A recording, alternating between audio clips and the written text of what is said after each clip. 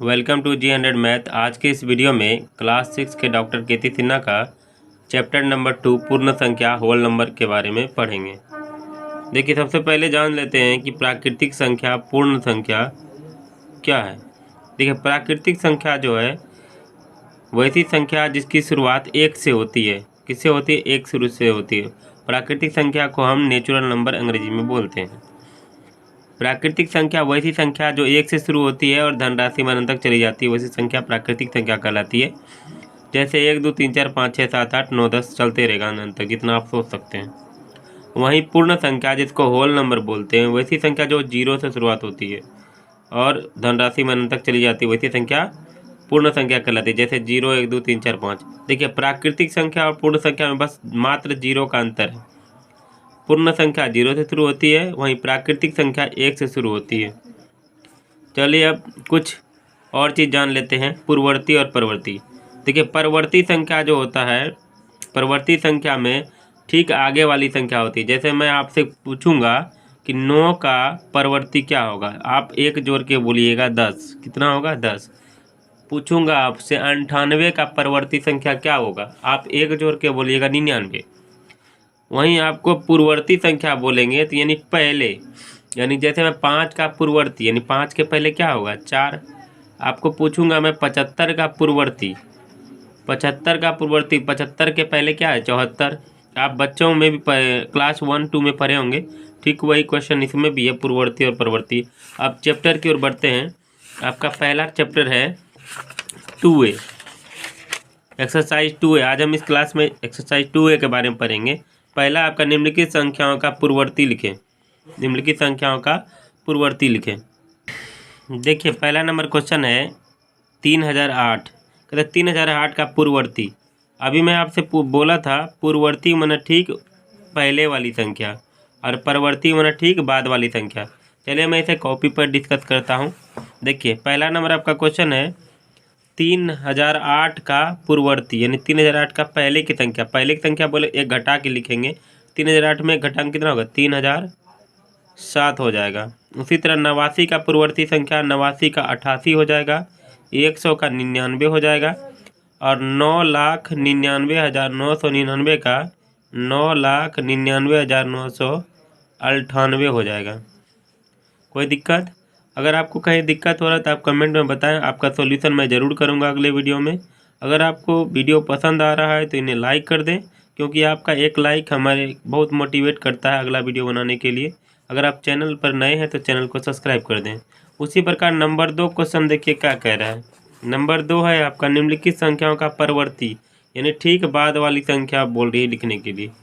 तो 2 नंबर का पहला क्वेश्चन है 899 का परवर्ती, यानी 899 का आगे वाली संख्या। इसमें 1 जोड़ देंगे, कितना हो जाएगा?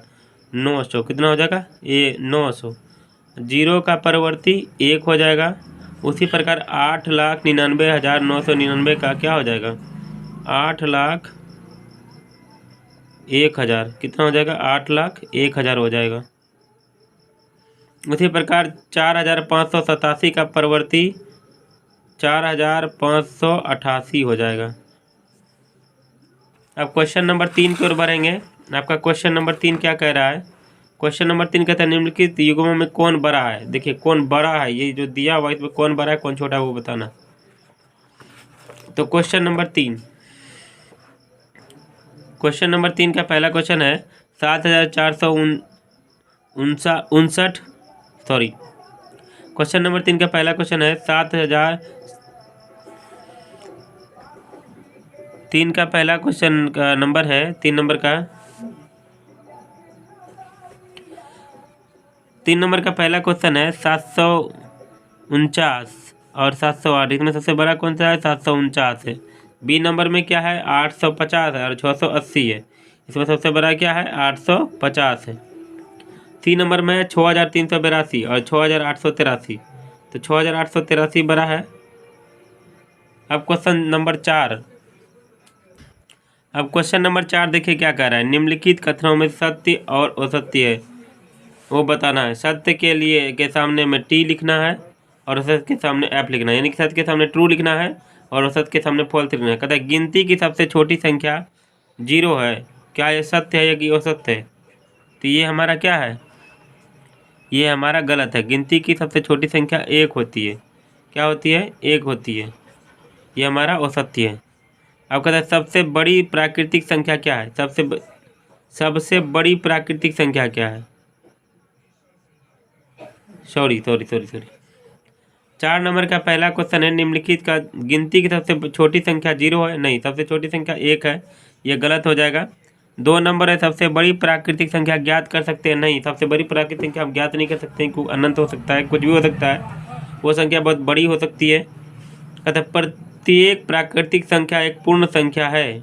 हाँ, प्रत्येक प्राकृतिक संख्या एक पूर्ण संख्या, ये हमारा सही है। कहता शून्य सबसे छोटी पूर्ण संख्या है। हाँ, सबसे छोटी पूर्ण संख्या शून्य है। कहता 1/3 एक पूर्ण संख्या है। नहीं, 1/3 एक पूर्ण संख्या नहीं है। इस प्रकार 4 नंबर आपका खत्म हुआ। अब क्वेश्चन नंबर 5 नंबर क्वेश्चन, निम्नलिखित संख्या युग्म में कौन छोटा है। देखिए सबसे छोटा इसमें कौन है, वो छांटना, ये सबसे इजी है। कहता है 876 है, 987, इसमें सबसे छोटा 876 है। बी नंबर है 438 है, 5987, इसमें सबसे छोटा 438 है।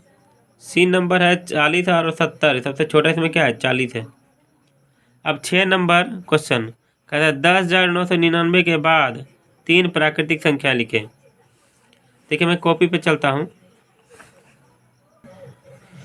देखिए 10,999 के ठीक बाद की 3 प्राकृतिक संख्या, देखिए 3 ठीक बाद बोले एक एक जोड़ के लिखेंगे।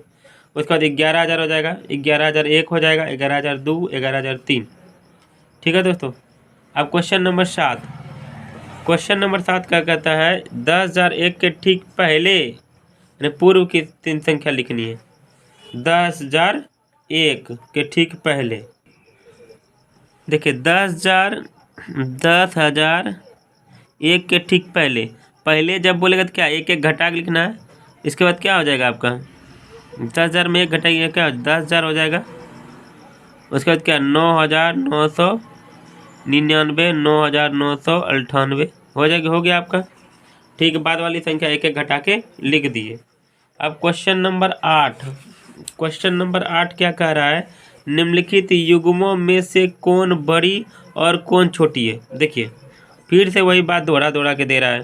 539 और 503, ये देखिए 539 सबसे बड़ा है और 503 आपका सबसे छोटा है। अब क्वेश्चन नंबर बी 370 और 307, देखिए 307 छोटा है और 370 आपका क्या है, बड़ा है। उसी तरह आगे वाला की संख्या देखेंगे, 98,765 है और 56,789 है। इसमें सबसे बड़ा क्या हो जाएगा, 98,765 सबसे बड़ा है, 56,789 छोटा है। अब आगे वाली संख्या देखेंगे, ये कितनी बहुत बड़ा संख्या देखेंगे, इकाई, दहाई, सैकड़ा, हजार, 10,000, लाख, करोड़। यानी 1,23,001 है।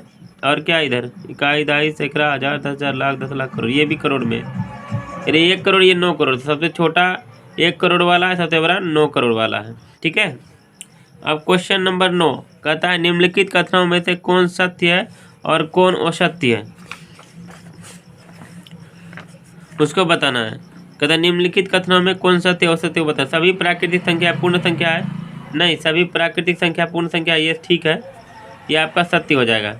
अब कहता है 400 संख्या 399 का पूर्ववर्ती है। हाँ ठीक है, पूर्ववर्ती है, पूर्ववर्ती यानी ठीक पहले वाली संख्या, ये हमारा सही हो जाएगा। 600 संख्या 599 का परवर्ती है। 600 संख्या 599 का, एक मिनट।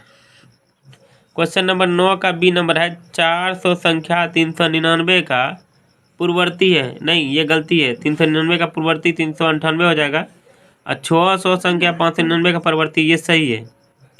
परवर्ती में ना होता ठीक बाद वाली, यानी 599 का ठीक बाद क्या होगा, 600 होगा। कहता एक सबसे छोटी पूर्ण संख्या है। नहीं, 0 सबसे छोटी पूर्ण संख्या आपका 0 है।